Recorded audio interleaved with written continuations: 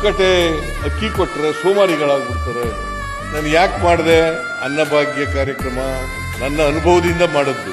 ನಾನು ನಮ್ಮ ಊರಿನಲ್ಲಿ ಒಂದು 20% ಮಾತ್ರ ನೀರಾವರಿ ಜಮೀನಿದ್ದದ್ದು. ಅವ್ರು ಮಾತ್ರ ಭತ್ತ ಬೆಳೆಯೋರು. ಅವರು ಕೂಡ ದಿನ ಅನ್ನ ಮಾಡ್ಕೊಂಡು ಉಂಟಿರ್ಲಿಲ್ಲ. ಭತ್ತ ಬೆಳೆದಿದ್ದವರಿದ್ದಾರಲ್ಲ ಅವರಂತೂ ಹಬ್ಬ ಹರಿದಿನಗಳಲ್ಲಿ ಮಾತ್ರ, ನೆಂಟರುಗಳು ಬಂದಾಗ ಮಾತ್ರ ಅನ್ನ ಉಣ್ಣೋರು. ಇಲ್ಲದೆ ಹೋದ್ರೆ ಹಿಟ್ಟು.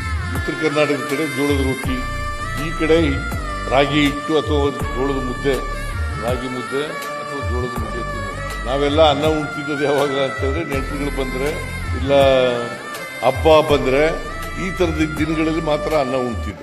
ನಮ್ಮ ಮನೆಯಲ್ಲಿ ಸ್ವಲ್ಪ ಜಮೀನಿತ್ತು, ನೀರಾವರಿ ಜಮೀನಿತ್ತು. ನಮ್ಮ ಪಕ್ಕದ ಮನೆಯವರು ಅವ್ರ ಮಕ್ಕಳಿಗೆ ಬೇದಿ ಆದ್ರೆ, ಜ್ವರ ಬಂದ್ರೆ, ನೆಗಡಿ ಆದ್ರೆ, ಇಂಥ ಕಾಯಿಲೆಗಳು ಬಂದ್ರೆ ಮುದ್ದೆ ತಿನ್ಸಕ್ಕಾಗಲ್ಲ ಅಂತ ಹೇಳಿ ಅನ್ನ ಕೇಳಕ್ ಬರೋರು. ಒಂದ್ ತುತ್ತು ಅನ್ನಕ್ಕೆ ನಿಂತ್ಕೊಂಡಿರೋರು ಪಾಪ. ಒಂದ್ ತುತ್ತು ಅನ್ನ ಕೊಡ್ಬೇಕಾದ್ರೆ ನಮ್ಮವ್ವ ಗೊಣೆ ಕಂಡು ಕೊಡಲು ಅನ್ನನ. ನಾನು ಅದನ್ನ ಕಣ್ಣಾರೆ ನೋಡಿದ್ದೆ. ಈ ತರ ಯಾರು ಕೂಡ ಇನ್ನೊಬ್ಬರ ಮುಂದೆ ಅನ್ನಕ್ಕೋಸ್ಕರ ಕೈ ಚಾಚತಕ್ಕಂತ ಪರಿಸ್ಥಿತಿ ಸಮಾಜದಲ್ಲಿ ಇರಬಾರದು.